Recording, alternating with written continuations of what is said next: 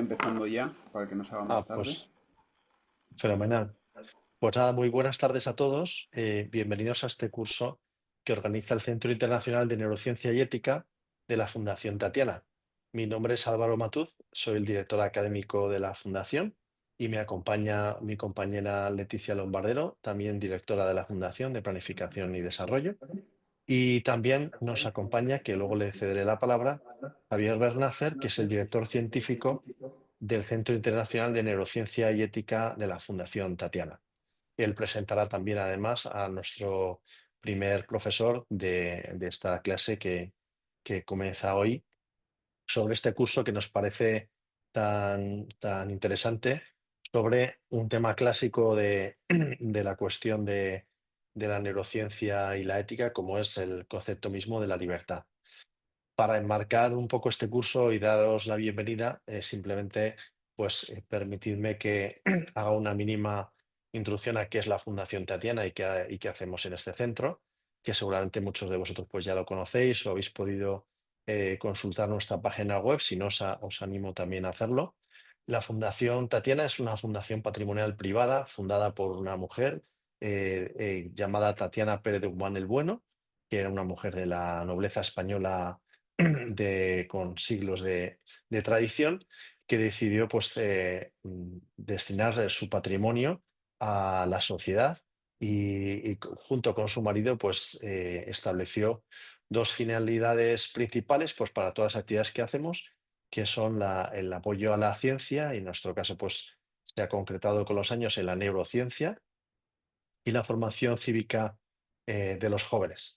Estos son las dos grandes líneas que tenemos, y nuestra filosofía, nuestra visión, pues la tenéis también ahí en la página web, que es la de procurar que haya un impacto trascendente en las personas que participan en las actividades de la Fundación, para que a su vez ellos sean también motores de transformación, motores con sus decisiones, de mejorar nuestra sociedad, especialmente en estos campos. En el tema de la neurociencia, desarrollamos principalmente una labor de apoyo a la formación de jóvenes científicos. Tenemos todos los años unas convocatorias de contratos predoctorales y también de contratos postdoctorales ligados a proyectos de investigación, que durante muchos años también hemos tenido convocatorias de ayudas directas a esos proyectos, y ahora los canalizamos a través de contratos postdoctorales.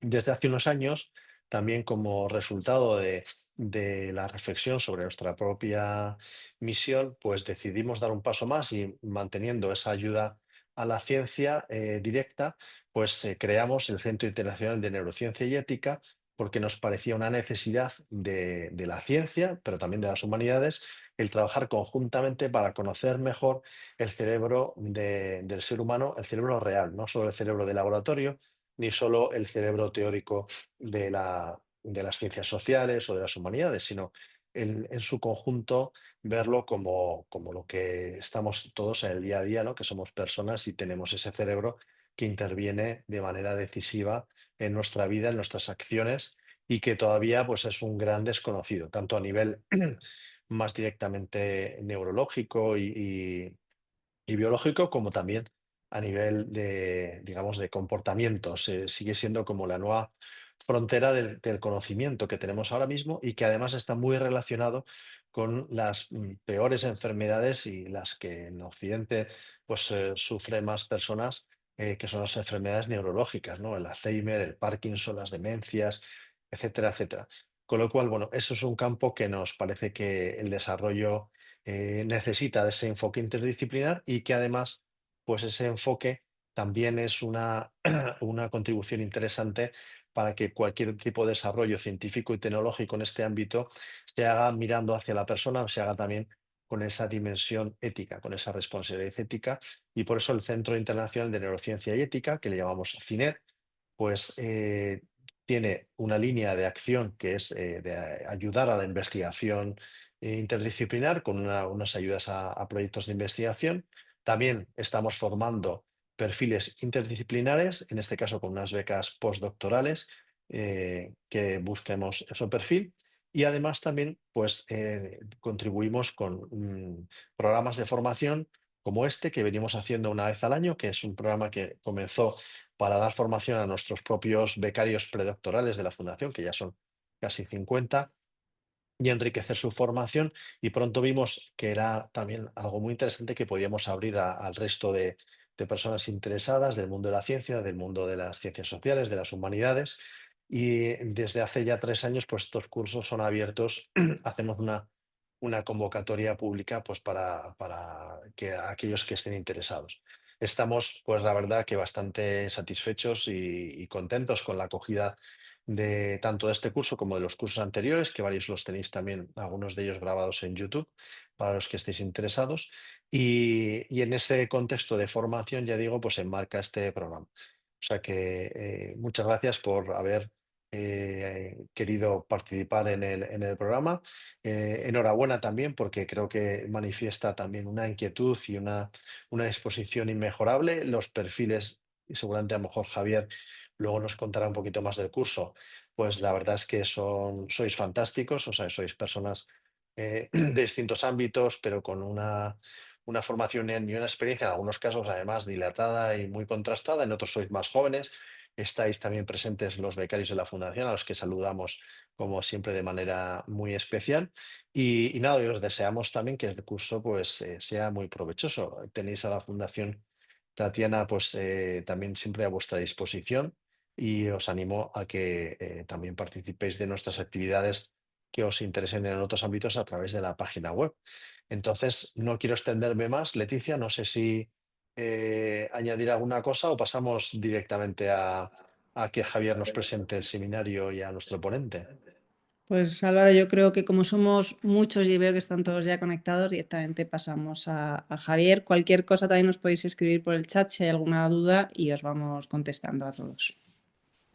Pues muchas gracias, Javier. Si quieres, Muy bien, vamos a ello. Pues muchas gracias Álvaro por la presentación. Como siempre me dice, yo presento a la Fundación Tatiana y tú el CINET, pero ya Álvaro lo dice todo el CINET, ya no tengo mucho más que decir, ¿no? Pues eso, que nace en 2021 con ese espíritu claramente interdisciplinar, ¿no? Y con la idea de ayudar a la neurociencia, o sea, de alguna manera es un centro de neurociencia, pero pues un poco para, ¿no? Para tratar de entender a la neurociencia de una manera distinta a como vemos que se viene haciendo en los, bueno, pues en los programas internacionales o en otras iniciativas, que está muy bien y es muy necesario, pero también pensamos que es necesario hacerlo en ese diálogo interdisciplinar fundamentalmente con las humanidades. Y entonces, pues eso, en esa, digamos, con esa misión, pues tenemos estos cursos de formación que siempre pues tratamos que sea internacional, que sea, perdón, que sean interdisciplinares, que tengan interés o una raíz neurocientífica, pero que también toquen otras disciplinas, como es el caso de este año, el que tuvimos el año pasado de neuroderechos, el del año anterior sobre conciencia. Luego también, pues bueno, organizamos workshops internacionales cada año y medio. La verdad es que ahí estamos muy contentos de poder tener una red internacional, pues bueno, muy amplia y sobre todo contando con los primeros espadas que se dedican a estos temas, pues con Alba Noe, con Thomas Fuchs, con Georg Norhoff, con Maria Scheckman, con gente de gran prestigio. Tenemos también nuestro programa de becas postdoctorales y ahora mismo lo tenemos abierto, así que ya también voy a hacer una serie de cuñas publicitarias, esta es la primera. Entonces eso, tenemos, si vais a nuestra web, está ahí abierto la convocatoria de este año. Son becas internacionales, entonces exigen movilidad internacional para españoles irse al extranjero o para que personas no españolas vengan a España, hacer investigación a España.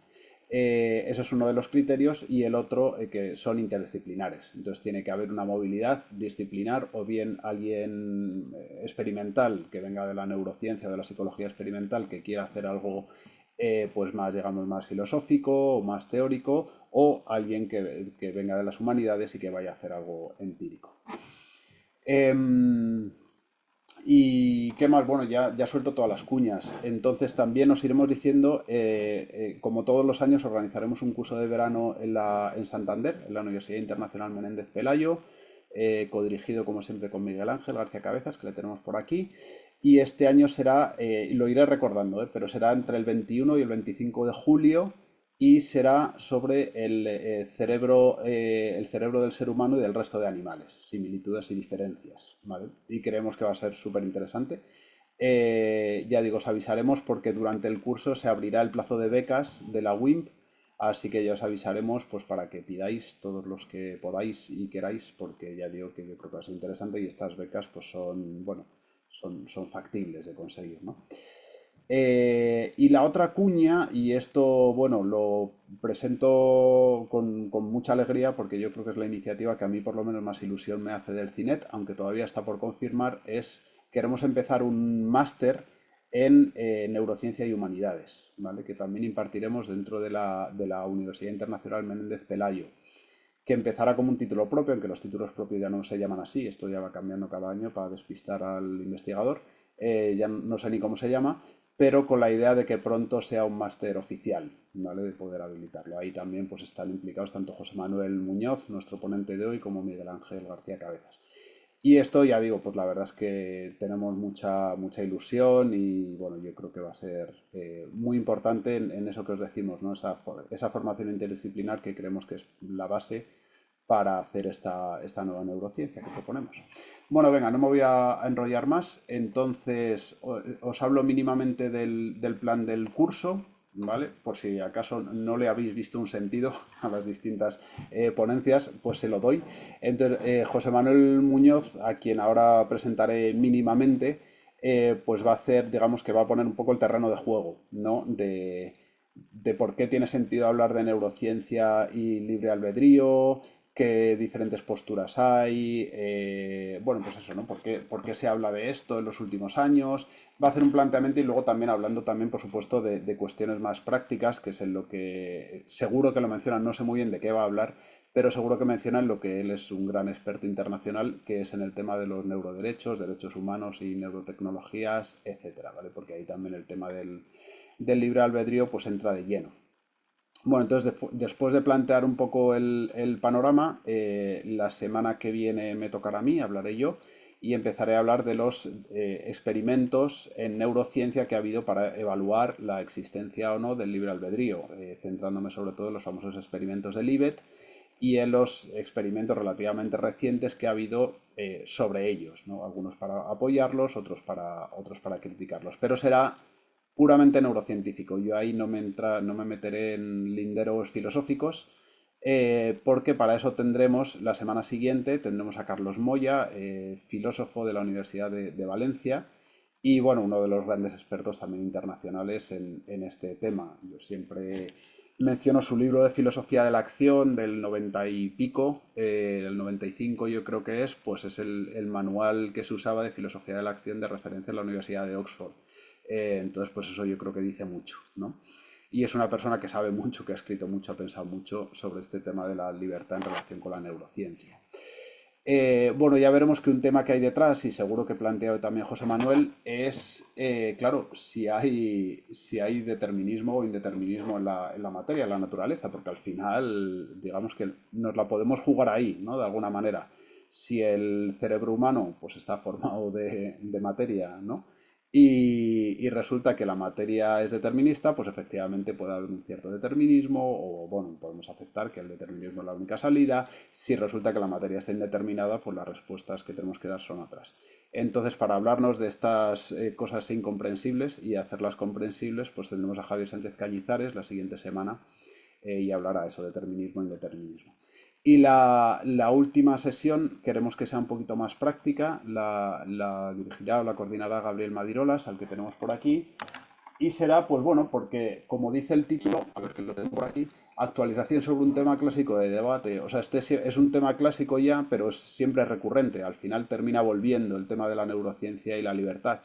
Y el último que está siendo como la voz más presente en los medios sobre este tema, pues es este señor. Estaría bien poner su foto, porque es más llamativo la foto que la portada del libro. Es Robert Sapolsky, seguro que lo habéis visto algunos, pues con unas barbas y un pelo rizado muy llamativo, ¿no? Eh, y entonces, pues bueno, pues si habéis leído alguna de sus entrevistas, pues es de los grandes proponentes que niegan la libertad, la existencia del libre albedrío, basándose en la neurociencia, en la genética, en otros campos del saber. Entonces, pues la idea es que discutamos este libro, ¿vale? Traducido como Decidido, en español, creo que es de 2023. Si alguien tuviera tiempo y ganas, pues lo suyo es que se lo leyera para discutirlo en la última sesión. Si no, ya os han pasado, yo creo, una pequeña, creo que justo lo acaba de compartir Leticia en el chat. Tenemos pues ¿cómo se llama esto? Un récit, como un resumen del libro escrito por él mismo, ¿vale? Una versión resumida del libro. Leti, ¿vas a decir algo? No, sí, bueno, que he compartido la foto, ahora voy con el Ah, has resumen. compartido la foto, vale. Es Ahora voy con el resumen. mucho más importante la foto que el libro. No, no, hombre, que el libro está muy bien, no me malinterpretéis.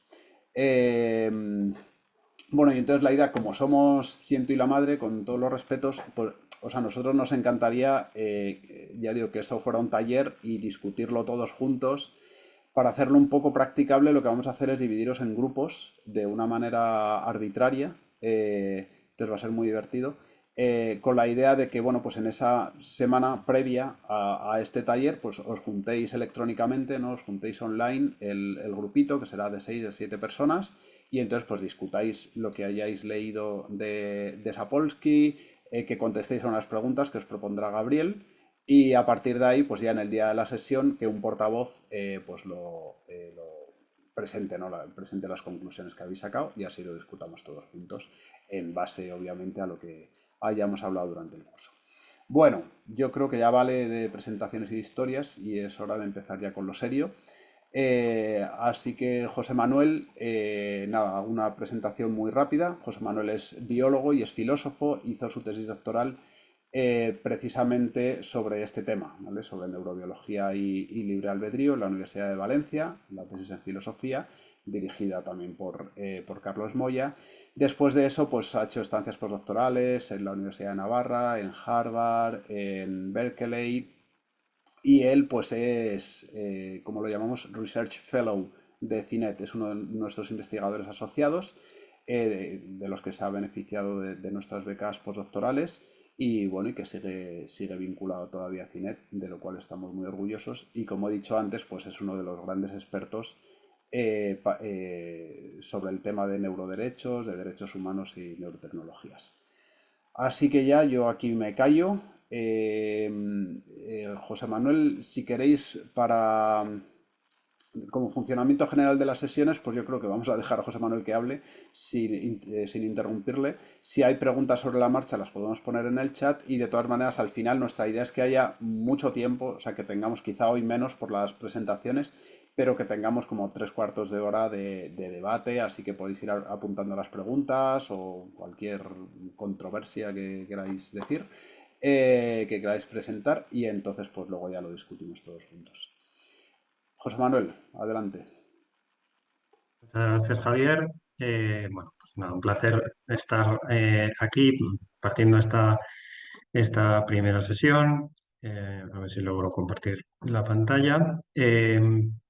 Bueno, la verdad es que es una alegría veros pues, a tantos rostros conocidos y a otros bueno, que estoy viendo por primera vez. Pues como digo, una alegría ver este éxito de convocatoria de este curso sobre el que esperamos pues arrojar algo de luz, ¿no? Porque es un tema muy polémico, muy manido y a lo largo bueno, de varias décadas del siglo XX y también, por supuesto, lo que llevamos del siglo XXI, se le ha dado una nueva vuelta, ¿no? A un tema que lleva, pues, iba a decir siglos no, milenios debatiéndose, ¿no? Como es la cuestión del libre albedrío. Bueno, yo lo que voy a hacer es enfocar un poco, como ha dicho Javier, la sesión de tal forma que empecemos a establecer algunos de los conceptos o temas o teorías que luego van a ir saliendo en las siguientes sesiones. Es decir, en este sentido, pues no voy a entrar en profundidad en muchas de las cuestiones, sino que más bien el objetivo es, pues, por decirlo llanamente, ¿no? Que empiecen a sonar aquellos que no hayáis leído sobre este tema, que os empiecen a sonar algunas cosas, ¿no? Porque luego en los siguientes ponentes van a ser grandes especialistas en cada uno de sus temas específicos y creo que sería bueno empezar a conocer algunos conceptos. En todo caso, esto lo voy a hacer en las dos primeras partes de la sesión, la 1 y la 2, y la tercera parte sí que es un poquito más enfocada en el campo que trabajo yo, que son los aspectos éticos, sociales y legales de la neurociencia y la neurotecnología, donde el concepto de libre albedrío y otros conceptos asociados, pues como por ejemplo el de libertad de pensamiento, el de libertad cognitiva y otros más, pues tienen mucha importancia y están teniendo una importancia creciente. Entonces, como digo, las dos primeras partes voy a pasar un poquito más rápido sobre ellas. Probablemente os va a quedar muy superficial, pero básicamente esa es la idea y profundizaré un poquito más en el tercer punto. Entonces, bueno, pues sin más dilación, el libre albedrío es un concepto plenamente filosófico, lo cual no quiere decir, y precisamente para eso estamos en este curso, no quiere decir que no pueda abordarse desde otras disciplinas y que no deba abordarse de otras disciplinas. Por supuesto, la neurociencia puede aportar mucho en este sentido. Otra cuestión es hasta dónde puede aportar la neurociencia, ¿no? Esa es una de las, yo creo que es una de las preguntas claves que vamos a abordar en este curso. ¿Hasta dónde la neurociencia nos puede informar sobre la cuestión del libre albedrío?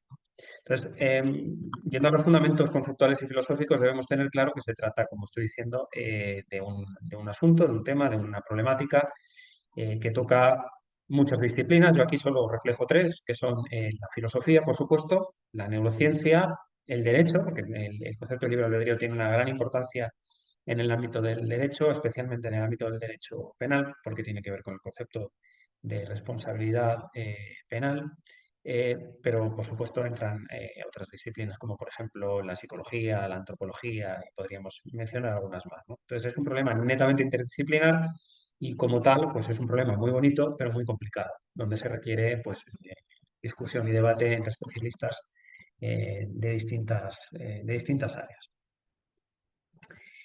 Y además es un problema especialmente complicado porque, como pasa en varios de los problemas que se tratan en ciencia cognitiva y en filosofía de la mente, tiene o no tenemos más remedio que abordarlo desde dos perspectivas. Y esas dos perspectivas son difícilmente conciliables entre sí. Es lo que conocemos como la perspectiva de primera y de tercera persona.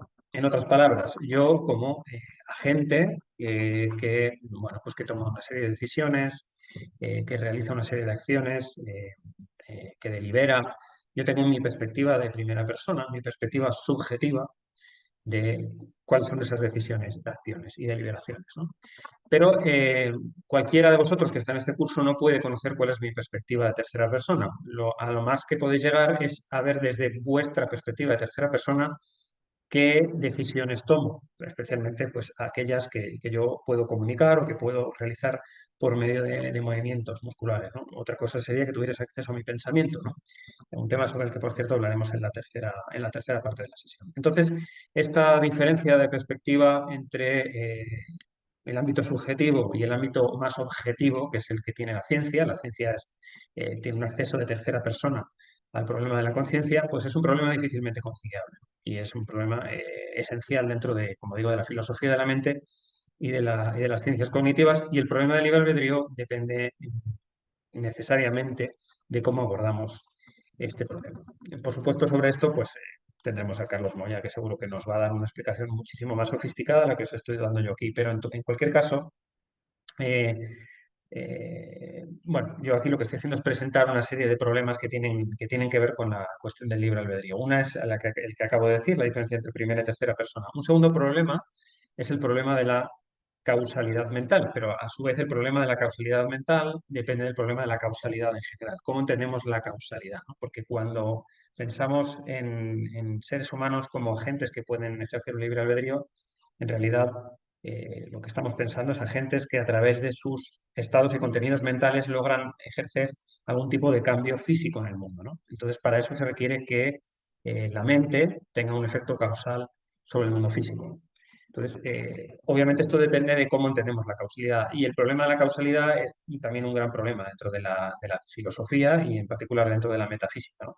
Hay muchas aproximaciones distintas al concepto de causalidad. Yo solo aquí estoy reflejando tres de ellos, ¿no? Podemos abordarlos desde un punto de vista, por ejemplo, aristotélico, ¿no?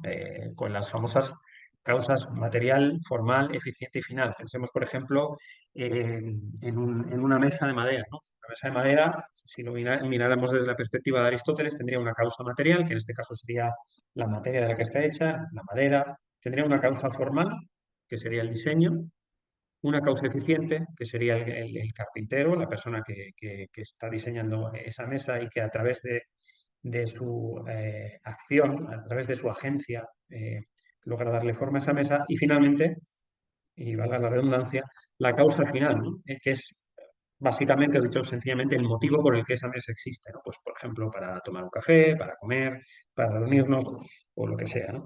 Desde el punto de vista del cerebro, esto también se podría entender así, ¿no? Pues la causa material sería las neuronas, la causa formal sería, en el caso del ser humano, cómo está configurado el cerebro y las conexiones cerebrales dentro de él, las conexiones neuronales, perdón.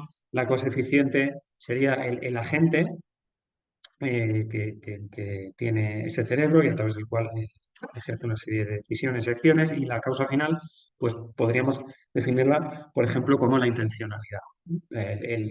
Con qué fin estamos utilizando ese cerebro para tomar una serie de decisiones o ejecutar una serie de acciones.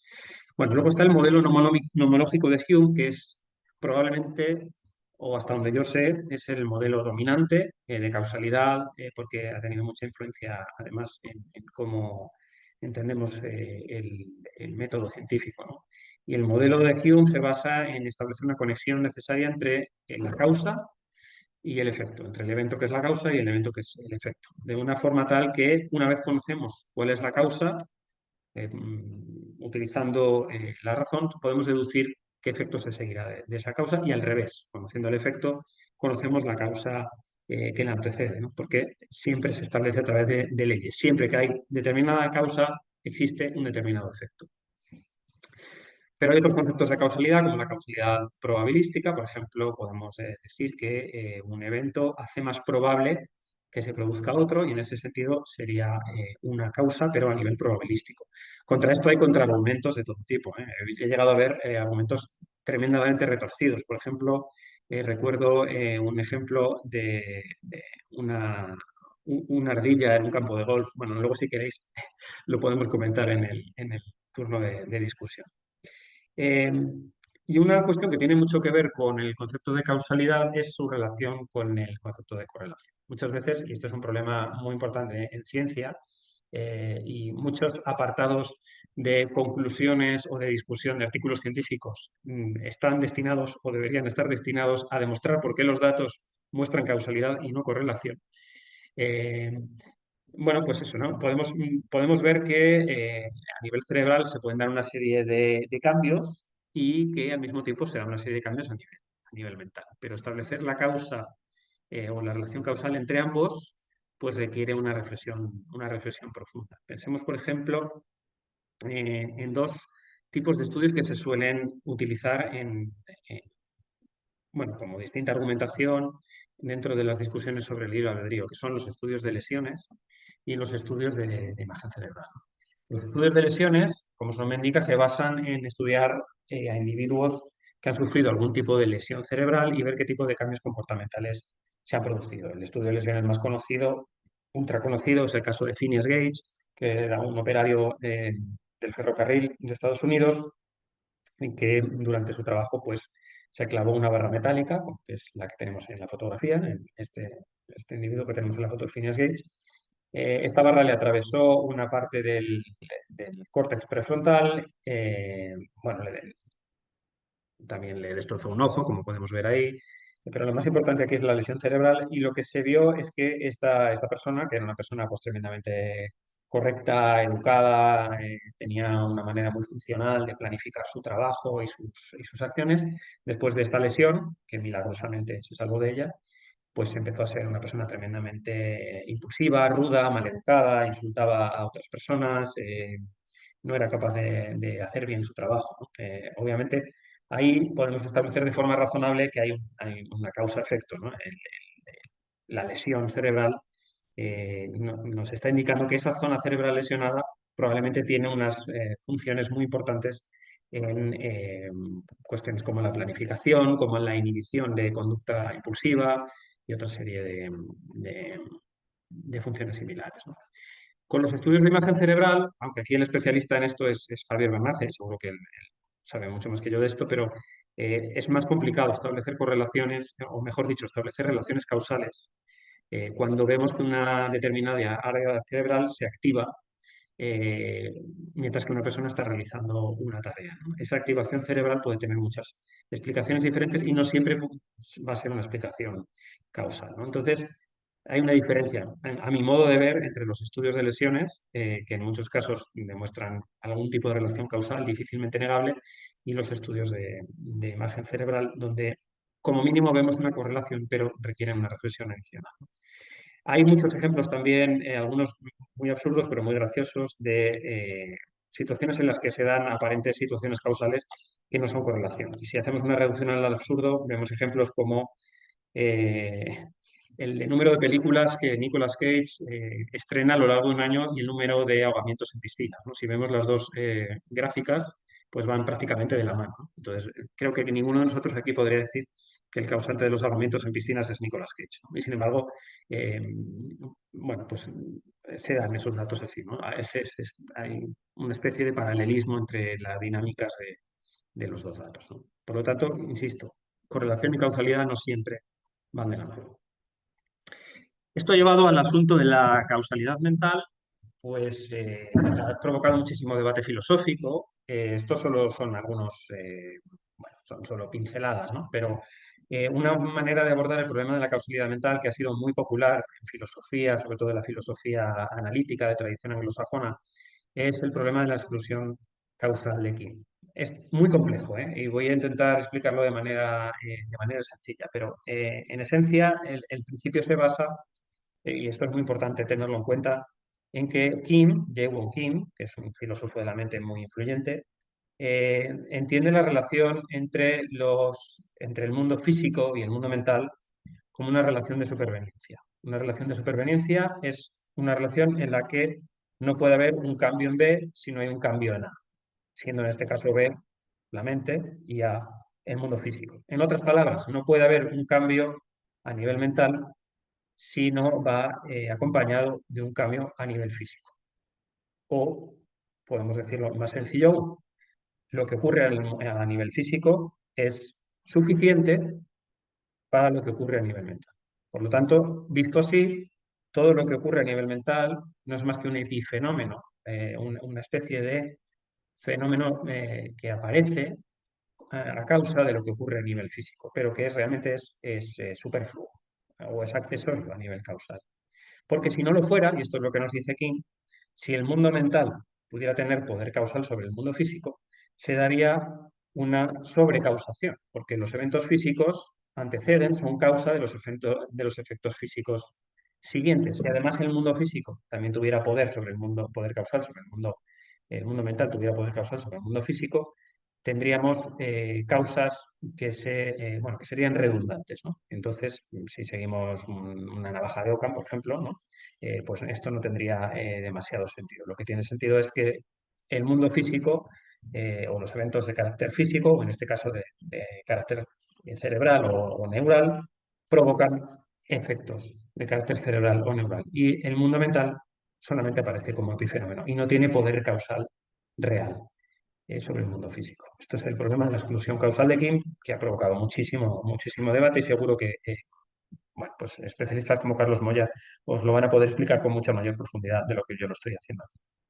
Entonces, yendo ya al concepto en sí mismo de libre albedrío, bueno, pues deciros que si he sacado el problema de la causalidad y el problema de la causalidad mental, primero es porque para ejercer el libre albedrío parece razonable pensar que tenemos que aceptar que existe una causalidad mental, que el mundo mental, al contrario de lo que argumenta King, sí tiene algún tipo de poder causal sobre el mundo físico.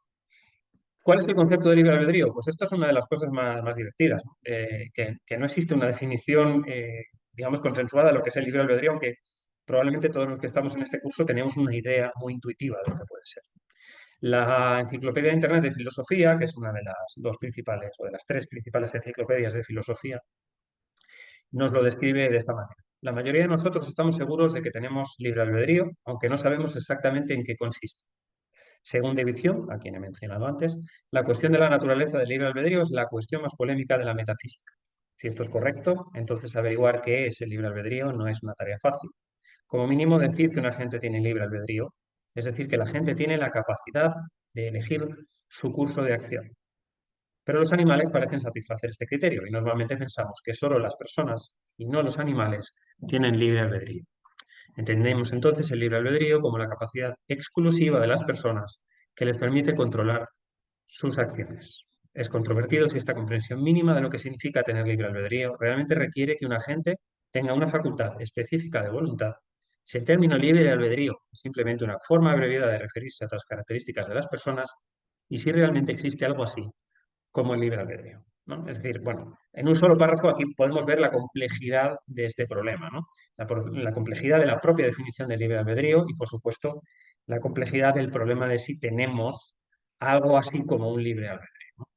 Eh, la cuestión que tiene que ver con la conceptualización del libre albedrío es una cuestión plenamente filosófica, pero la cuestión de si tenemos algo así como un libre albedrío, sí que podríamos decir que es un problema que no solamente toca la filosofía, también, sino que también implica o involucra a otras disciplinas. Y la neurociencia obviamente aquí tiene mucho que ver porque es la ciencia que estudia el cerebro y sabemos que el cerebro es un órgano decisivo en la conducta y en la toma de decisiones, ¿no? El problema del libre albedrío se relaciona con un concepto importantísimo, que es el concepto de determinismo. El concepto de determinismo también se puede definir de muchísimas maneras. A mí una definición que me gusta mucho por su simplicidad, pero al mismo tiempo por su completitud, es la definición de Peter Van Inwagen, en 1983, que nos dice que el determinismo es, intuitivamente, la tesis según la cual, dados el pasado y las leyes de la naturaleza, existe solo un futuro posible. Es decir, y subrayo pasado y leyes de la naturaleza porque son los dos elementos clave de la definición, ¿no? En un mundo ideal en el que pudiéramos conocer perfectamente cuáles son todos los eventos pasados y conociéramos con todo lujo de detalles y tuviéramos las herramientas adecuadas para desarrollar las leyes de la naturaleza, para desarrollar teorías sobre las leyes de la naturaleza, seríamos, como digo, idealmente capaces de predecir cualquier acontecimiento futuro eh, sin ningún tipo de problema, ¿no? Esto en un mundo, en un universo que fuera completamente determinado. Y el indeterminismo sería la negación de esta definición. El indeterminismo sería afirmar que, por lo menos en algún tipo de situaciones, esto no se cumple, ¿no? Que dados el pasado y las leyes de la naturaleza, no siempre va a haber un único futuro posible. Teorías como la mecánica cuántica parecen poner en cuestión, por ejemplo, el determinismo, aunque también hay interpretaciones deterministas de la mecánica cuántica. Como vamos a tener a un gran especialista en física y en la física del cerebro, como es Javier Sánchez Cañizares, esto, por supuesto, os lo va a poder explicar muchísimo, muchísimo mejor que yo, ¿no? La cuestión de por qué el determinismo conflictúa, en principio, con el libre albedrío, tiene que ver con lo que llamamos el argumento de consecuencia. El argumento de consecuencia, dicho de forma sencilla, nos dice que, muy bien, el determinismo nos dice que el pasado y las leyes de la naturaleza nos van a indicar que solo existe un futuro posible, eh, pero que como no podemos hacer nada para cambiar el pasado y tampoco podemos hacer nada para cambiar las leyes de la naturaleza, la consecuencia es que carecemos de libre albedrío. No podemos hacer nada para cambiar esos dos factores. Entonces, a partir de estos conceptos muy básicos, repito, lo estoy pasando todo de manera no simplista, pero sí simple. A partir de estos conceptos básicos, el problema del libre albedrío se vuelve tremendamente complejo desde el punto de vista filosófico, porque hay muchas maneras de aproximarlo y hay muchas posturas posibles, ¿no? Para entender las distintas teorías que existen alrededor del concepto del libre albedrío, tenemos que comprender dos conceptos más, ¿no? Por si no había bastantes hasta ahora, voy a daros dos conceptos básicos más, ¿no? Normalmente para definir el libre albedrío se utilizan dos características o dos rasgos fundamentales, que son la existencia de las posibilidades alternativas o la no existencia de las posibilidades alternativas y el control último, ¿no? Las posibilidades alternativas se refieren a que la gente dispone de al menos dos posibilidades distintas entre las cuales escoger cuando decide o cuando ejecuta algún tipo de acción. Y el control último, que es un concepto un poco más complejo, nos dice que el agente es la fuente última o la fuente verdadera, el autor genuino de las decisiones y acciones que toma. Entonces, dependiendo de cómo entendamos la combinación de estos dos factores, hay muchísimas posibilidades para entender el problema del libre albedrío. Y esto ha dado lugar a dos grandes corrientes, y subrayo lo de grandes porque hay más, ¿no? Las dos grandes corrientes son el compatibilismo y el incompatibilismo. Compatibilismo, esto lo voy a pasar muy rápido porque Carlos Moya nos va a dar una masterclass seguro de esto. El compatibilismo es la postura según la cual el determinismo no nos impide que existan posibilidades alternativas de acción y control último. O bien, y esta es otra postura dentro del compatibilismo, que no es necesario tener posibilidades alternativas para elegir, ni siquiera tener control último, para gozar de libre albedrío. Entonces, esto, por eso se llama compatibilismo, ¿no? El determinismo es compatible con la existencia del libre albedrío. Esta es una postura que, aunque quizá, o por lo menos desde mi punto de vista, desafía un poco la intuición, tiene muchísimos partidarios, ¿no? Y Carlos seguro que os lo va a explicar muy bien. La segunda gran postura es el incompatibilismo, que como ya estaréis deduciendo, lo que nos dice es que el determinismo es incompatible con la existencia del libre albedrío. Pero es que dentro del incompatibilismo hay tres grandes corrientes. Una de ellas, que es, bueno, en muchos casos la que más se ajusta a la intuición de muchas personas, es el libertarismo. El libertarismo es la postura según la cual el determinismo es falso, es decir, por lo menos que existen algunas situaciones, algunos ámbitos en los que se producen indeterminaciones en el mundo y esto permite a los seres humanos gozar de libre albedrío. Entonces, como el determinismo es incompatible con el libre albedrío, según la postura incompatibilista, pero como el determinismo es falso, todavía hay espacio para que exista el libre albedrío. Una segunda postura dentro del incompatibilismo es el determinismo duro. El determinismo duro nos dice más bien lo contrario, nos dice sí, es incompatible el determinismo con el libre albedrío, pero es que el determinismo es cierto.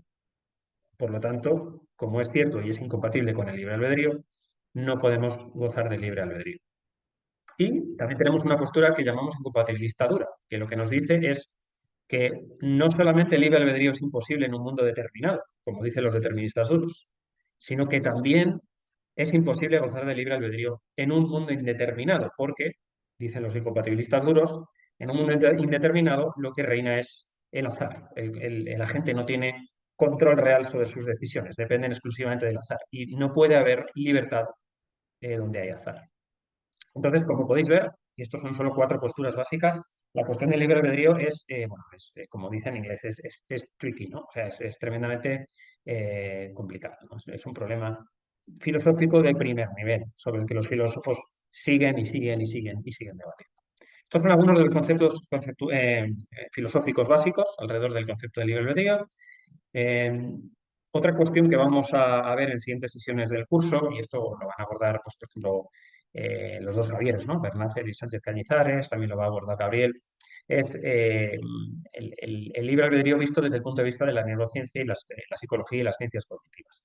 Entonces, yo aquí lo que voy a hacer es brevemente mencionaros algunos estudios célebres que yo creo que sería bueno que a partir de la sesión de hoy le echéis algún vistazo en internet e investiguéis un poquito, porque seguro que cuando Javier vaya a mencionar estos estudios os vendrá bien haberles pegado una ojeada, ¿no? Pero el estudio más célebre a este respecto es, sin duda, los experimentos de Benjamin Liebe, ¿no? Que ahora mencionaré.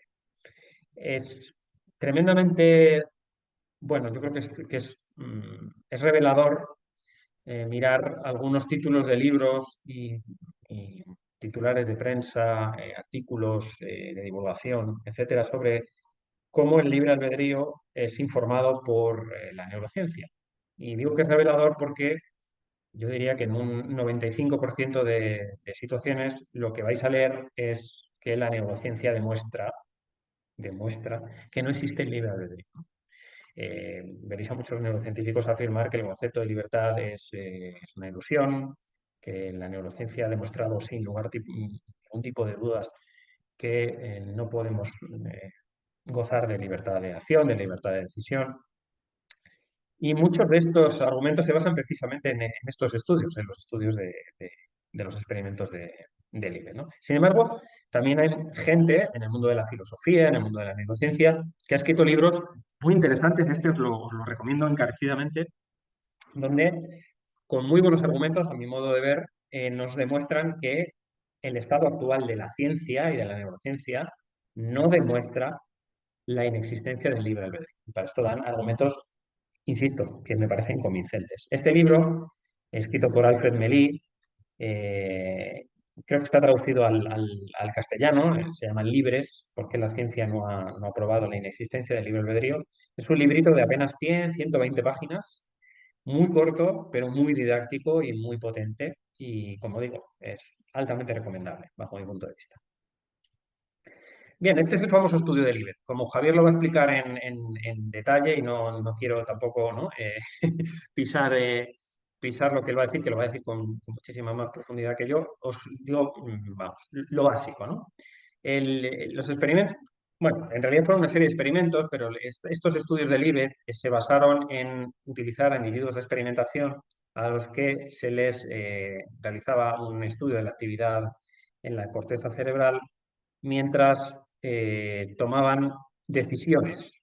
¿Qué tipo de decisiones? Pues las decisiones que tomaban eran de manera más o menos espontánea, yo creo que más menos que más, pues mover una muñeca, mover un dedo de la mano, acciones de este tipo, ¿no? Acciones más o menos sencillas a través de las extremidades, ¿no?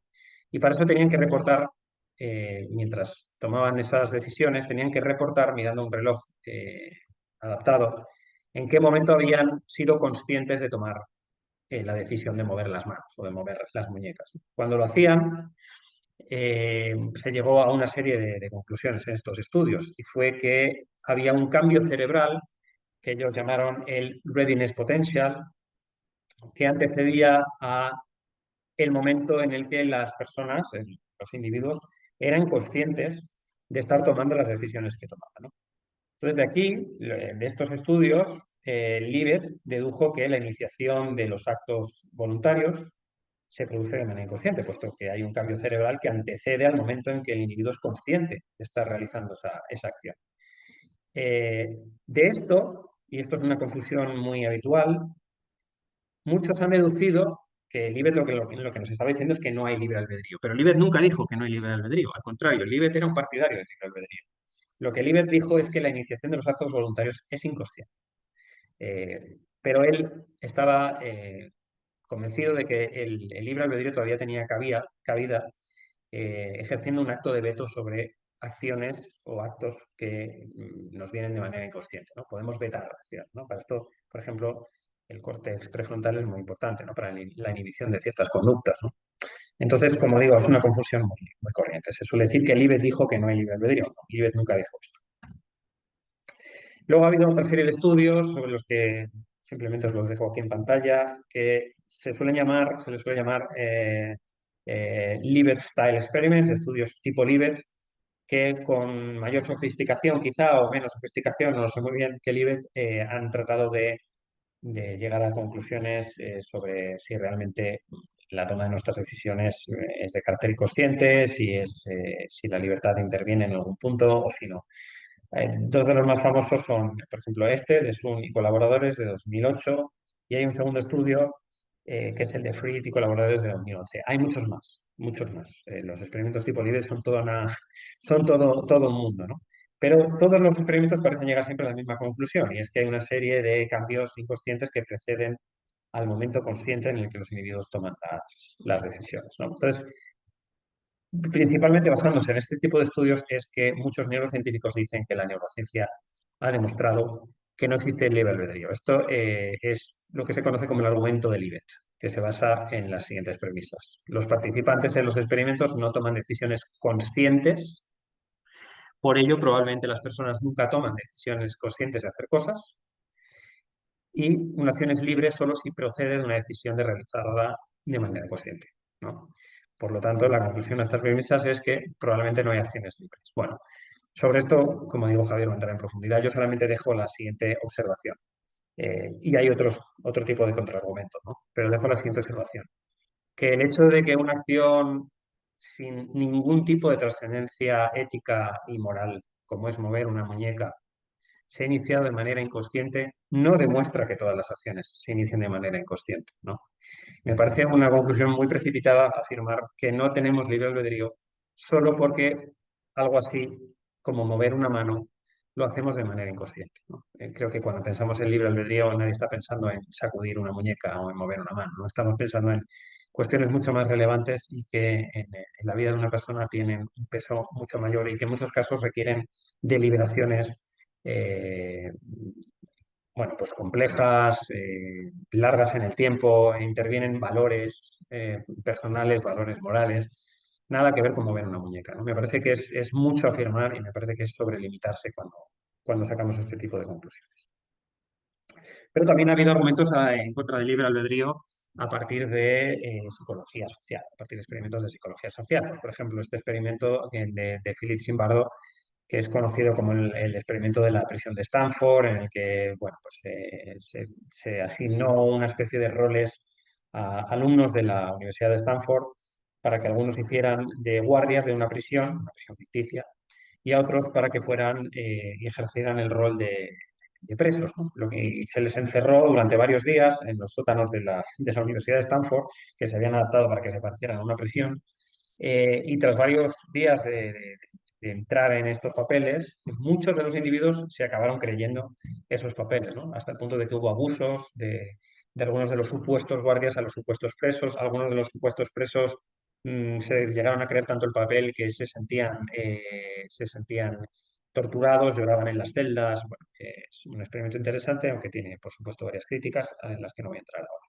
Y un segundo experimento muy conocido en este sentido es el de Stanley Milgram, quien pidió, bueno, básicamente es un experimento en el que había una pared que separaba a dos grupos de personas y se pedía a los que estaban a un lado que emitieran descargas eléctricas a los que estaban al otro lado.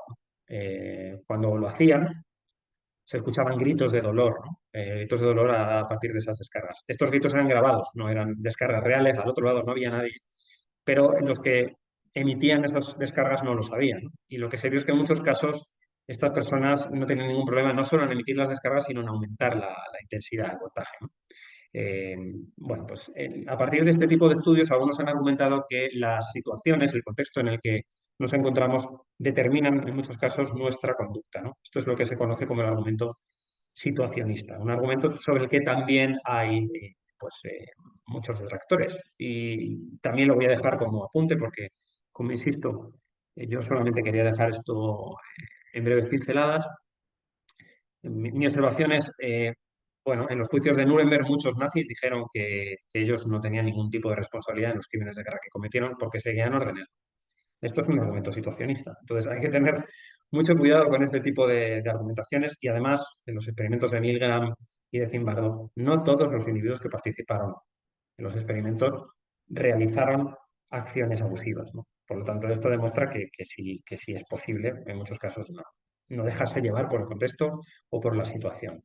Esto no quiere decir que, por supuesto, no sean importantes o no puedan influir en la conducta del individuo. Yo no estoy diciendo eso. Lo que estoy diciendo es que extraer la conclusión de que la situación o el contexto determinan la conducta de un individuo, de nuevo, me parece extralimitarse.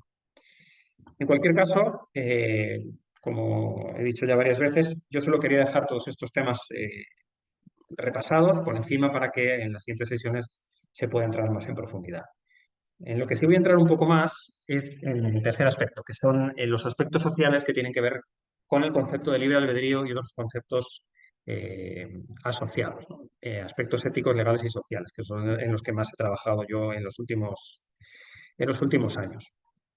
Una primera observación que quería hacer en este sentido es que cuando hablamos de cómo la mente puede influir en el mundo físico, o cuando debatimos sobre este tema, siempre solemos pensar a nivel individual. Solemos pensar en el individuo, ¿no? Sin embargo, hay estudios muy interesantes que se han venido haciendo a lo largo de los últimos años, que esto todavía está empezando, que son estudios que están partiendo a encontrar algún tipo de sincronía, o en otro caso, asincronías cerebrales cuando se producen interacciones sociales en determinadas situaciones. Por ejemplo, estos estudios que se suelen denominar estudios de hiperescaneo, que se suelen hacer con neuroimagen o con electroencefalografía, lo que encuentran, como digo, es que los cerebros de varias personas que están interactuando para realizar una tarea conjunta y coordinada parecen activarse de manera similar. se produce un alineamiento entre la actividad cerebral y el comportamiento o la conducta que se está teniendo lugar, ¿no? Esto es muy interesante porque parece indicarnos que es a través de ese tipo de interacciones sociales que se puede causar un cambio en la actividad cerebral, ¿no? Y esto es muy interesante porque ese tipo de activaciones cerebrales, aquí es donde está la clave, no se dan si no se produce la interacción social. Es lo que es ese tipo de interacción social lo que produce esos cambios a nivel cerebral. Hay varios estudios sobre esto muy interesantes. Yo dejo aquí algunos por si queréis investigar un poquito, ¿no? Pues, por ejemplo, hay estudios de estos, hay varios, ¿no? De estudios en los que se ha realizado escaneo cerebral a músicos que están interpretando piezas musicales de manera coordinada, ¿no? Pues, por ejemplo, dos violinistas o dos guitarristas. Y lo que se ve es precisamente eso, que cuando se coordinan para tocar una pieza musical, sus cerebros empiezan a funcionar de manera parecida, se sincronizan, ¿no?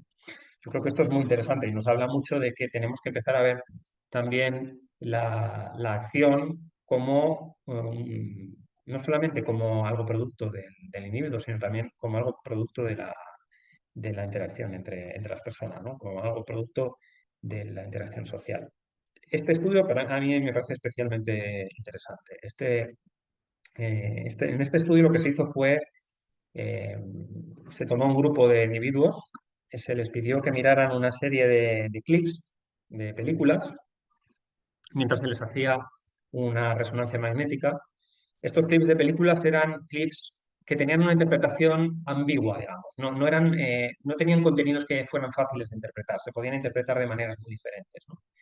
Entonces, lo que se vio al proyectar estos clips por primera vez es que la actividad cerebral de cada individuo era muy diferente a la del resto cuando veían estos clips. Además, se les hizo una encuesta posterior a los clips a cada una de estas personas para preguntarles cómo habían interpretado ese clip, ¿no? Y también, de nuevo, la interpretación de cada individuo era muy diferente, ¿no? Entonces, insisto, era muy diferente la interpretación que hacían del contenido y era muy dispar el tipo de activación a nivel cerebral, ¿no? Tras esto, se les juntó en una sala, o mejor dicho, en varias salas, en varios grupos, para que trataran de llegar a un consenso, un consenso social, ¿no? Sobre cuál era el significado exacto de los clips que acababan de ver, ¿no? Entonces, algunos de los grupos llegaron a un consenso y otros no llegaron a ningún tipo de consenso. Lo más interesante viene ahora. En los grupos donde había habido un consenso sobre el contenido de los clips, después de una discusión, después de un rato llegando a una conclusión definitiva, bueno, pues se les volvió a proyectar clips, pero esta vez otros clips nuevos, también de difícil interpretación, al igual que los anteriores, pero con un nuevo contenido. Se les pidió de nuevo que volvieran a rellenar una encuesta y de nuevo se les volvió a hacer un escaneo cerebral. Y lo que encontraron los científicos fue que en los grupos donde había habido consenso previo en conversación, al ver los nuevos clips, la activación cerebral era más parecida entre los miembros del grupo y las respuestas a las encuestas, es decir, la interpretación del contenido de los clips, también era más parecida, sin que esta vez hubiera habido ningún tipo de discusión previa. Es decir, la discusión había sido solo posterior a los primeros clips. Pero para los segundos clips no fue necesario que estos individuos se juntaran a hablar para que llegaran a interpretaciones más parecidas y para que sus cerebros funcionaran de manera más parecida, por así decirlo. A mí me parece que este tipo de estudios son fascinantes. Yo creo que nos arrojan todo un campo de estudio nuevo sobre hasta qué punto la sincronía dentro de los grupos sociales puede tener cambios en la conducta, en las decisiones, en la interpretación y en la percepción que hacemos del mundo, ¿no? Yo creo que esto es algo que va a dar a lo largo de los próximos años mucho de qué hablar, ¿no? Otro campo en el que el concepto de libre albedrío y dentro del ámbito de la neurociencia es muy importante es el campo del derecho penal, ¿no? El concepto de libre albedrío se relaciona con otro concepto muy importante que es el concepto de responsabilidad moral, sobre el que yo no he hablado, pero que tiene mucho que ver con el concepto de libre albedrío, comparte muchas de sus problemáticas. Carlos Moya, a quien ya he mencionado, es un gran especialista en esto y seguro que va a mencionar algo. Pero el concepto de responsabilidad moral, a su vez, subyace al concepto de responsabilidad penal. No son, por supuesto, lo mismo. Una persona puede ser moralmente responsable de algo sin que sea eh, penalmente responsable, y al revés, se puede ser penalmente responsable de algo y puede ser que no lo seas desde un punto de vista moral, ¿no? Pero es innegable decir que a nivel conceptual el concepto de responsabilidad penal deriva de alguna manera del concepto de responsabilidad moral, aunque más tarde hayan seguido caminos más divergentes, ¿no? Dentro de este concepto de responsabilidad penal, podríamos decir que hay toda una serie o toda una gama de posibles posturas sobre cómo la libertad de decisión o la no libertad de decisión determinan el grado de responsabilidad de una persona. Porque tendemos a pensar que si una persona no es libre de tomar sus decisiones y todo está determinado por el mundo físico, ¿no? Si no tenemos libre albedrío, ¿cómo podemos atribuirle responsabilidad a alguien, ¿no? Si no es dueño de sus decisiones, ¿no? Es el mundo, son las neuronas, son los átomos, son las situaciones, como las que he puesto antes, ¿no? Las que determinan las decisiones. ¿Cómo vamos a atribuirle responsabilidad a una persona por sus decisiones? Esto llevado al extremo nos llevaría a argumentos de tipo abolicionista, ¿no? No se puede. Debemos de abolir todo tipo bueno, pues de conductas o de sistemas retributivistas. Incluso hay personas que apuestan por la abolición de las prisiones, porque nadie de nosotros somos responsables de nuestros actos y hay que buscar otro tipo de soluciones, ¿no? Que pueden tener que ver con programas educativos, con rehabilitación y muchos más, ¿no? Aquí hay especialistas en derecho penal, seguro que en el turno de debate podemos hablar sobre esto. Yo no soy especialista en derecho penal, pese a que he trabajado algunas cosas, por lo tanto no me atrevo a decir mucho más, pero sí que es verdad que existe esa tendencia, ¿no? A ir hacia posturas más abolicionistas, cuanto más se tiende a pensar que el libre albedrío no es posible. Y al revés, ¿no? Si tendemos hacia posturas eh, a favor del libre albedrío, se tiende más hacia posturas de tipo retribucionista, hacia el castigo. Por lo menos tradicionalmente fue así, ¿no? O sea, el individuo es libre de tomar todas las decisiones que toma, por lo tanto es plenamente responsable y merece un castigo por tomar decisiones erróneas a nivel social o penal, ¿no? Esto, por supuesto, es otro extremo, porque creo que es difícil argumentar que las personas somos libres el 100% del tiempo en el 100% de las situaciones y que nunca tenemos ningún tipo de condicionante, ¿no? Esto creo que es también una visión terriblemente naif, ¿no? Eso no es sostenible, ¿no? Entonces, dentro de estos dos extremos, pues hay toda una serie de posibilidades, toda una serie de maneras de enfocar el problema. Y es un problema muy complejo, evidentemente. Algunos han llegado, dentro de este ámbito, a sugerir que es posible predecir conductas delictivas futuras, especialmente cuando se trata de reincidencia penal, utilizando herramientas neurocientíficas. Y muy especialmente las técnicas de resonancia magnética e imagen cerebral. Esto lo llamamos como estudios de neuropredicción de la conducta. Estudios que se basan en probabilidades, en modelos algorítmicos que en muchos casos están terriblemente sesgados y que a mi modo de ver suponen, bueno, pues una aproximación interesante al problema, pero que deberíamos tomarlos con muchísima precaución porque podemos caer en la tentación de apostar por políticas públicas basadas en tratar de encontrar soluciones milagrosas a un problema tan complejo como es el delito, como es el crimen y como es la gestión de la población carcelaria, ¿no? Y esto en algunos países donde existe un alto grado de criminalidad es especialmente o puede ser especialmente tentador para según qué político o política caiga en sus manos este tipo de estudios. Por lo tanto, muchísima precaución, creo yo, habría que tener con la cuestión del concepto de neuropredicción. Deberíamos de tener muchísimo cuidado a la hora de interpretar estos estudios. Problema que tiene que ver, esto también tiene su visión filosófica, claro, pero un problema que tiene que ver con cómo interpretamos el papel de la neurociencia a la hora de estudiar la cuestión del libre albedrío es el problema de la localización de funciones. Parece mentira, pero yo todavía sigo encontrando muchísimos estudios, o mejor dicho, muchísimas publicaciones de carácter popular, de divulgación, que sitúan funciones en regiones o en áreas muy concretas de la corteza cerebral, ¿no? Y puedes encontrar algo así como tu córtex prefrontal decide lo que haces, ¿no? O,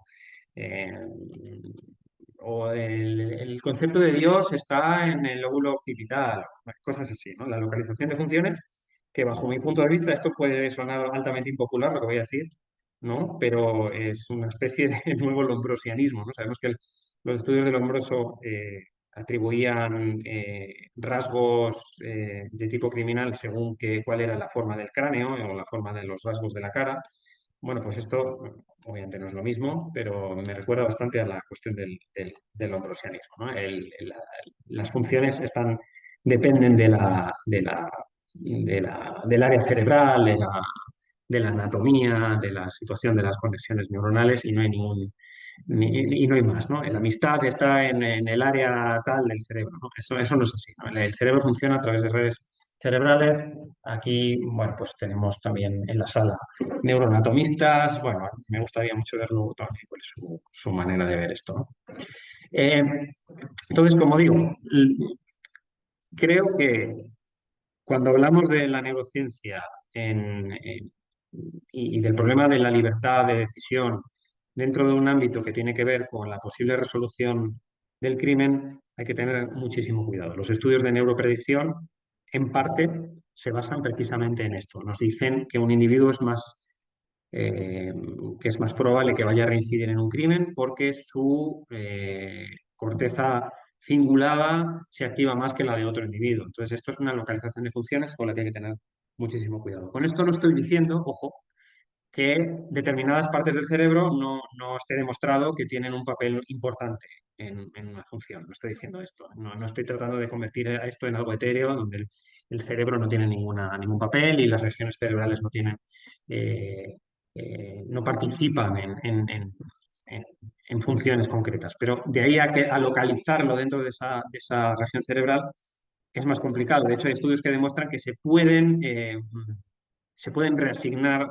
en determinados casos algunas funciones de un área cerebral a otra. Por ejemplo, hay casos en los que se opera a personas que tienen un tumor cerebral y se les va a extirpar una parte del cerebro.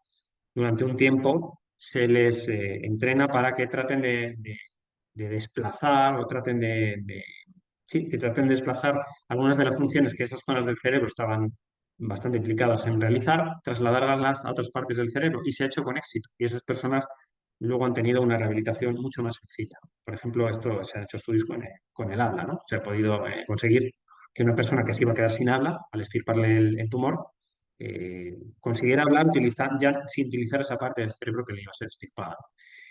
Por lo menos de una manera más o menos funcional. Y esto demuestra que las funciones no están plenamente localizadas en un lugar, sino que es un problema más complejo.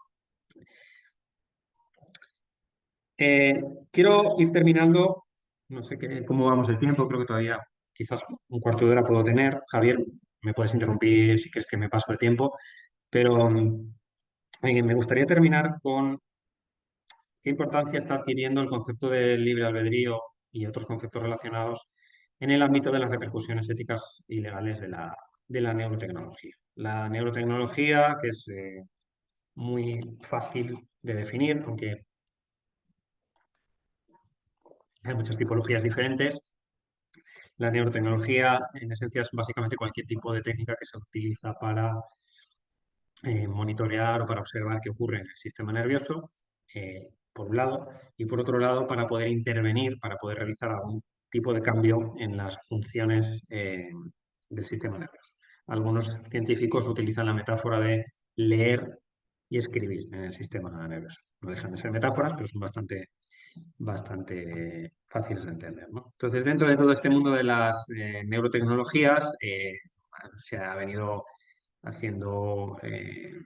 venido creciendo muchísimo las discusiones sobre cuáles pueden ser las repercusiones a nivel ético, especialmente fuera del ámbito clínico y sanitario, porque todavía muchos de nosotros tendemos a pensar en la neurociencia y la neurotecnología como algo que solamente se va a aplicar para el tratamiento de enfermedades neurológicas o psiquiátricas, y por supuesto eso es muy importante, pero a nivel de repercusiones éticas y legales es más importante, insisto, solo a ese nivel, eh, la cuestión de cómo las neurotecnologías van a ser empleadas en otros ámbitos, que van desde el mundo laboral hasta el mundo educativo, el ámbito del consumo, las plataformas digitales, etcétera. Sobre esto ya estuvimos hablando el curso de pasado, para aquellos que estuvisteis en el curso de neuroderechos, y hablamos de algunas de estas aplicaciones.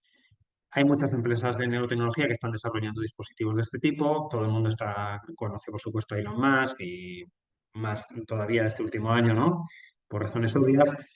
Entre las empresas que tiene Elon Musk está Neuralink, que es una de las empresas de neurotecnología más pujantes. Hay otras más, eh, como Synchron, por ejemplo, que está desarrollando interfaces en las que un individuo puede interactuar con ChatGPT utilizando su actividad cerebral, nada más.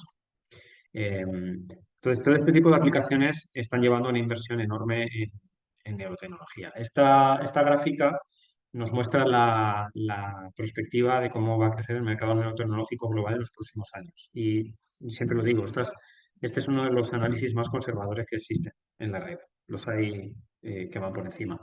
De hecho, hace pocos días pude leer las cifras reales de la inversión global en neurotecnología el año pasado, 2024, y han sobrepasado todas las expectativas. Aquí en esta gráfica veis que era de 17.000 millones de dólares. Bueno, pues las cifras reales han sido casi el doble, ¿no? Entonces, el año pasado ha sido un año muy importante en inversión en neurotecnología, ¿no? Y si está creciendo esta inversión, no seamos tampoco inocentes, ¿no? No es solamente porque estas empresas estén interesadas en las aplicaciones clínicas y médicas, sino lo es especialmente por la potencial aplicación de estas tecnologías fuera del ámbito médico, porque es fuera del ámbito médico donde van a encontrar un mercado, pues potencialmente a cada uno de los ciudadanos del planeta, ¿no? Cada uno de los ciudadanos del planeta podría utilizar una nanotecnología, igual que utiliza ahora un dispositivo como un smartphone o como el teléfono, o perdón, o como el ordenador portátil desde el que estoy dando esta sesión, ¿no? Entonces, como digo, las neurotecnologías se prevé que puedan tocar muchos ámbitos. Uno de ellos, y probablemente yo estoy convencido de que el primer lugar donde se va a instaurar el uso de neurotecnologías de manera habitual va a ser el mundo laboral. De hecho, ya hay varias empresas en el mundo que ya están utilizándolas en varios países. En España, hasta donde yo sé, todavía no ha habido ningún caso, pero sí ha habido en Australia, en Estados Unidos, en China, en Reino Unido. Ya se está empezando a utilizar, como digo, neurotecnologías, pues, por ejemplo, para medir la productividad laboral, para medir los niveles de fatiga o de atención de los trabajadores. Y esto en muchos casos se combina con otro tipo de tecnologías, especialmente tecnologías de carácter biométrico, que miden los latidos del corazón, la postura, etcétera, ¿no? Entonces, este es el futuro del trabajo, ¿eh? Este es el futuro del trabajo y las neurotecnologías van a intervenir plenamente. Esto abre un debate muy importante, porque dentro del mundo del trabajo las posibles ventajas también pueden ser obvias, ¿no? Si podemos medir la productividad o la fatiga de un empleado, podemos diseñar mejores jornadas laborales. Si estos trabajadores, por ejemplo, son conductores de autobús, como está ocurriendo en China, que les están poniendo dispositivos neurotecnológicos, el dispositivo avisa de cuando el conductor está fatigado, por lo tanto es mayor la seguridad, se pueden salvar vidas, es decir, la dimensión positiva de todo esto es obvia, pero también no debemos olvidar que los datos cerebrales pueden ser utilizados, pues, para fines no tan loables, ¿no? Pudiéndose llegar incluso a casos en los que se pretende utilizar neurotecnologías para la hipervigilancia, como esta diapositiva que pongo siempre, pero que creo que es muy importante, alertar de que ya ha habido gobiernos, en este caso no democráticos, pero los democráticos se pueden ver tentados alguna vez, gobiernos que han utilizado neurotecnologías, pues, para monitorizar los niveles de atención en clase de los alumnos de primaria, ¿no? A nivel psicológico, esto para los niños es terrible. Estos dispositivos estaban conectados con smartphones que tenían sus padres en casa, ¿no? Imagínate ser un niño de 6 años que está en clase, no está atendiendo matemáticas y luego se da cuenta que sus padres ya lo están viendo en casa en el smartphone, ¿no? Bueno, pues esto es intolerable desde el punto de vista de cualquier derecho fundamental que queramos ver. Otra cuestión es la eficacia de este tipo de dispositivos, que es entre escasa y nula todavía, ¿no? Pues yo creo que aquí lo importante es hablar de las intenciones que hay detrás, ¿no? De cómo pueden ser utilizadas las neurotecnologías para fines que no son nada loables, sino que erosionan los derechos fundamentales de las personas. Y las neurotecnologías también están tocando el ámbito del consumo privado, se están empezando a vender en teoría, ¿no? Insisto, la otra cuestión es la eficacia, que todavía está muy lejos de ser buena, ¿no? Pero para cuestiones como la meditación, también se puede utilizar en teoría, insisto, mejorar en la memoria, la concentración, etc. Esto que tenemos aquí se puede comprar en Amazon. O sea, ahora mismo podéis coger el móvil y compraros. Este mercado no está regulado, no está regulado. Y aquí es donde hay uno de los grandes agujeros a nivel legal y regulatorio. No existe no existe una normativa, no existen unos principios que determinen, bueno, pues bajo qué parámetros estos dispositivos se pueden y se deben utilizar, ¿no? Este caso en concreto es especialmente importante porque es estimulación cerebral, no solamente un dispositivo que recoge datos cerebrales, sino que además estimula a nivel cerebral sin ningún tipo de supervisión profesional, ¿no? Entonces, bueno, estamos hablando de gente que se puede estimular el cerebro sin que ningún especialista le diga cómo hacerlo.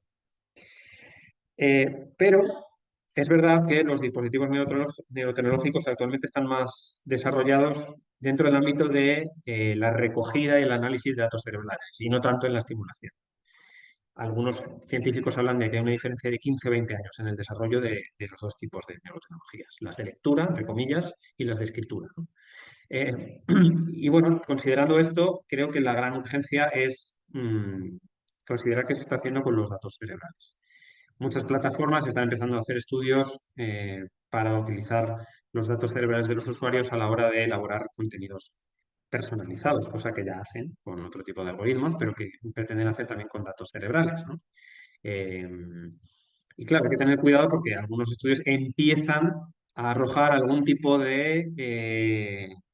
bueno, de facilidad, digamos, para más o menos saber qué tipo de ideología, a grandes rasgos, qué tipo de ideología política puede tener una persona. Todo esto, por supuesto, está basado en probabilidades, en grupos, no está basado en una persona concreta. No es que me vayan a coger a mí, lo vayan a saber cuál es mi ideología viendo mis datos cerebrales. Esto no funciona así, ¿no? Funciona en porcentajes. Pues, por ejemplo, en el 60% de los individuos del estudio se ha podido establecer una relación más o menos fiable entre cómo funcionaba la activación en una determinada área cerebral y cuál era su ideología política. El 60%. El azar sería el 50%. Entonces, bueno, quiero decir con esto que de momento solamente son estudios que parecen llevar en una cierta dirección, no habría que alarmarse todavía demasiado. Además, estos estudios se realizan con escáneres cerebrales que pesan toneladas y están dentro de un hospital, nadie se lo puede poner en la cabeza eso. Pero bueno, hay que tener precaución, ¿no? Precaución porque si dentro de un tiempo con dispositivos mucho más manejables y con mayor fiabilidad se pudiera saber o perfilar la ideología de una persona, estamos hablando de un tema muy sensible, que puede, nos está hablando de la libertad de pensamiento, de la libertad de conciencia, de la libertad religiosa, muchas libertades que se daban por garantizadas hasta ahora en el mundo, porque hasta ahora el derecho ha venido protegiendo lo que una persona manifiesta externamente, lo que una persona hace, pero no venía protegiendo lo que una persona piensa, porque se daba por sentado que nunca jamás se iba a poder invadir ese ámbito, ¿no? Entonces, bueno, las neurotecnologías nos podrían llevar a ese mundo, ¿no?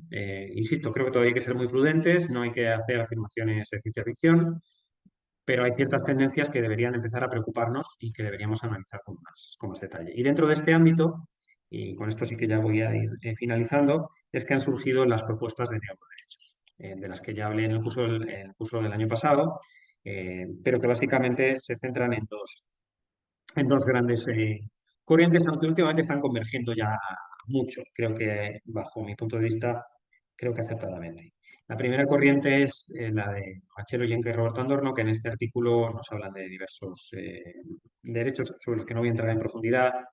Me voy a centrar en uno de ellos, que es el derecho a la libertad cognitiva, porque este concepto nos recuerda mucho al concepto de libre albedrío. La libertad cognitiva, que no tiene una definición, vamos a decir, consensuada, pero básicamente sería la autodeterminación de un individuo de sus estados y contenidos mentales. Es decir, yo, por el simple hecho de ser humano, tengo el derecho a que mis estados y contenidos mentales solo pueden ser modificados por mí, o si lo son por alguien externo, tiene que ser bajo mi exclusiva autorización, ¿no? Nunca debería hacerse sin autorización. Una segunda corriente en todo el mundo de los neuroderechos es la que lidera la Fundación neuroderechos, y en este caso es muy, muy curioso porque uno de los neuroderechos que proponen lo denominan el neuroderecho al libre albedrío, ¿no? Aquí podemos ver claramente cómo este concepto ya está tocando el ámbito de las repercusiones legales de la neurotecnología. Esta definición la he dejado adrede, digo la he dejado porque la han cambiado. Esta era la definición original. En la definición original nos decían que el neuroderecho al libre albedrío se basa en el principio de que los individuos deberían tener el control último sobre su toma de decisiones sin manipulación externa desconocida de las neurotecnologías. Es curioso porque el concepto de control último es altamente problemático en filosofía de la acción y en los debates sobre el libre albedrío. Es un concepto que ha dado lugar a ríos de tinta, concepto de control último, ¿no? Y es muy curioso que lo introdujeran en esta definición, ¿no? Ahora, como digo, han cambiado, han puesto una definición un poquito bueno, más light, por así decirlo, ¿no? Porque esta definición era bastante dura desde el punto de vista filosófico y era difícil de sostener. Entonces, yo creo que, y con esto voy a ir finalizando, cuando introducimos un concepto tan complejo como el del libre albedrío, que como habéis podido ver en la primera parte de mi presentación, se puede interpretar de maneras tremendamente diferentes. Es un concepto sobre el que no hay ningún tipo de consenso, ningún tipo de... no existe ni siquiera una definición mínima de lo que es el libre albedrío y hay muchas posturas sobre si existe o no, sobre si existe, cómo se debe entender. Algunos lo entienden como compatible con el determinismo, otros como compatible con el indeterminismo. Es decir, es muy difícil, ¿no?, llegar a un concepto claro de qué es el libre albedrío. Y bueno, por eso en algunos de los trabajos que he publicado estos años, pues he hecho una crítica de propuestas como esta, ¿no?, que defienden que el libre albedrío debe ser establecido como un neuroderecho, ¿no? Si ni siquiera sabemos lo que es el libre albedrío, ¿qué favor le vamos a hacer al derecho introduciéndolo como un derecho, valga la redundancia, ¿no? Antes deberíamos de ponernos de acuerdo dentro del mundo filosófico sobre qué es el libre albedrío, si es que alguna vez nos ponemos de acuerdo, ¿no? Y después ya sería tiempo, en todo caso, de introducir conceptos como este. Yo creo que es mejor apostar por conceptos un poquito más neutros, como el que acabo de decir antes, el concepto de libertad cognitiva, ¿no? Hemos hecho varios trabajos sobre esto, por ejemplo, con Javier Bernace, precisamente, con un compañero de la Universidad de Navarra, Francisco Güell, publicamos este trabajo que está en abierto, pues si os interesa, donde analizamos un poco más a fondo esta cuestión. Analizamos el concepto de libre albedrío, tal cual se propone por parte de la Fundación NeuroRights. Analizamos el concepto de libertad cognitiva y relacionamos ambos conceptos con la autonomía personal. Sobre esto también estuvimos una sesión que está en abierto en YouTube en el curso del año pasado. El concepto de libre albedrío, y estas son algunas de las cosas que mencionamos en este paper que os acabo de mencionar, es problemático por varias cosas. La primera es que es, como ya he dicho hace un momento, es un problema multidimensional, hay muchísimas posturas diferentes sobre la cuestión, no hay un consenso. El segundo problema es el propio concepto de control último que introducen en la definición. El concepto de control último lo que nos dice es que la gente es la fuente última, el origen genuino de las decisiones y acciones que toma. Pero es un problema problemático por varias cuestiones, pero una de las más importantes es lo que llamamos la regresión infinita. Es decir, si yo soy responsable, por ejemplo, ¿no?, y si yo soy responsable último de estar dando esta sesión en este momento, ¿cuáles son las causas que precedieron a esta decisión que yo he tomado, ¿no? Bueno, pues por ejemplo, una causa precedente podría ser que a mí yo decidí interesarme por el concepto del libre albedrío, ¿no? Y gracias a que me interesé por eso, me han invitado a que dé esta sesión. Muy bien, yo soy responsable de haber decidido que me interese el concepto del libre albedrío. ¿Pero qué causas anteceden a eso? Pues podría decir, bueno, pues porque me empezó a interesar la filosofía. Vale, pero ¿por qué me empezó a interesar la filosofía? Y yo podría volver así a infinitum, ¿no? Y llegaríamos al absurdo de que yo sería responsable último de mis decisiones desde el mismo momento en que nací y no sabía ni lo que era una decisión. Entonces, ¿dónde establecemos el origen último, la fuente última de todas mis decisiones libres, ¿no? Bueno, pues como veis, es un problema altamente problemático en filosofía y es muy, muy curioso que se introdujera en la definición. Un tercer problema, quizás de los 4 problemas que voy a mencionar, para mí sea el más fácil, entre comillas, de resolver, pero es el problema de la contextualización cultural. El libre albedrío no se entiende igual en según qué regiones del planeta, en según qué grupos poblacionales, en según qué filosofías o en qué maneras, en qué cosmovisiones, ¿no? Y sobre todo hay una diferencia muy grande entre Occidente y Oriente. Y un problema que este sí es más importante cuando hablamos de propuestas de neuroderechos es cómo podríamos encajar un concepto como el libre albedrío, porque se relaciona, como ya he dicho, con conceptos como la libertad cognitiva, es decir, el poder de un individuo para ser el dueño de sus estados y contenidos mentales y de la química cerebral propia y que nadie pueda interferir en eso, o conceptos como la propia libertad de pensamiento, que está ya consagrada, por ejemplo, en el artículo 18 de la Declaración Universal de Derechos Humanos y en otros muchos documentos internacionales, ¿no? Entonces, es muy curioso que se proponga un derecho al libre albedrío cuando tenemos otras alternativas quizás un poquito menos problemáticas desde un punto de vista conceptual y legal. Como digo, el concepto de libertad cognitiva, bajo mi punto de vista, sí es un concepto más con mayor potencial y, por ejemplo, autores como Nita Farahany, como Christoph Bublitz y otros han trabajado mucho el concepto de libertad cognitiva. En este libro, Nita Farahany, bueno, pues hace una defensa de este derecho de libertad cognitiva. Es un libro bastante interesante y si os resulta, pues, la redundancia de interés, pues también podéis leer la reseña que escribí hace ya un par de años, donde resumo los contenidos del libro y así podéis decidir si os interesa o no. Y creo que con esto ya he llegado a y media y me gustaría que hubiera media hora de debate. Entonces, estas últimas diapositivas no son tan importantes, Javier, y creo que lo voy a dejar aquí. Muchas gracias a todos y dispuesto a hablar.